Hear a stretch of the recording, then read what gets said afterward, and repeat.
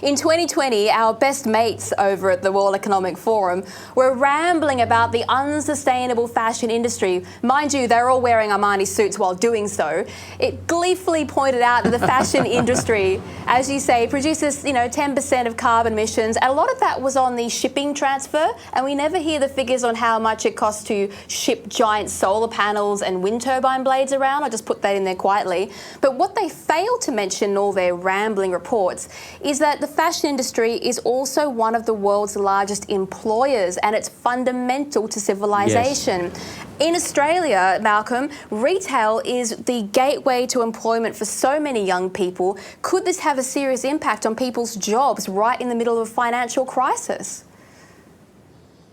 Absolutely correct, Alexandra. The figures are that Labor, so many Labor voters are the ones who are working in the retail sector, the entry levels particularly, and these people will be hit.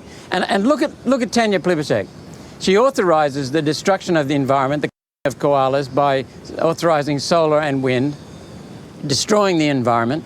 And she also is one of the sharpest dressers in the Parliament. And she's got so many clothes. Twitter just had an absolute ball with her, just belted her all over the place for her high-handed tactics. She's an amazing dresser, so many outfits, and people just climbed all over her, panning out, showing that she was just being hypocritical. Yes, well, people don't really like hypocrisy. Now, I'm a big fashion fan. I don't have any problem with fashion. I have two wardrobes, a summer and a winter wardrobe, just to be clear. But, I used to joke that Labor thought about us as part of the peasant class. But it seems to me that the government is determined to make this a reality. They want us to hold off on washing our clothes until they're properly dirty to save water. Now, I'm sure these same officials will be totally clueless when the next pandemic breaks out thanks to, filthy clothes everywhere. But the big problem in this whole thing, Malcolm, is something far more sinister, and that is the problem of bracket creep and tax reform. So while we might not be able to afford clothes, one of the reasons we're all so poor is not just these random taxes, it's that we're not keeping as much money as we should that we make. Does One Nation have any thoughts on what to do about this bracket creep?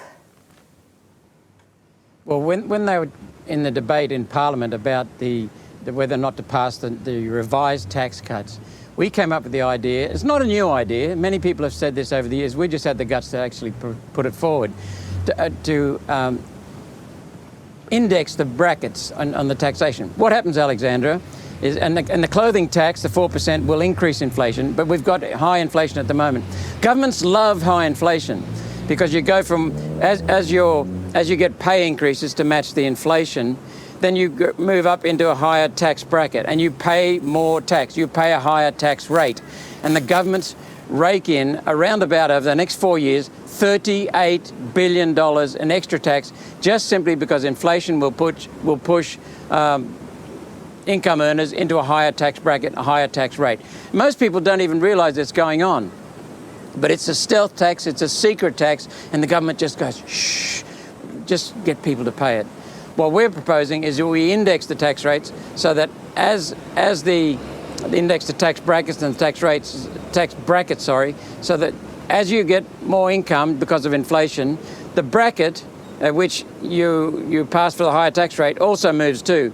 So at the moment, as your wage increases, and this is the tax bracket to the higher tax rate, you pass into the higher tax bracket.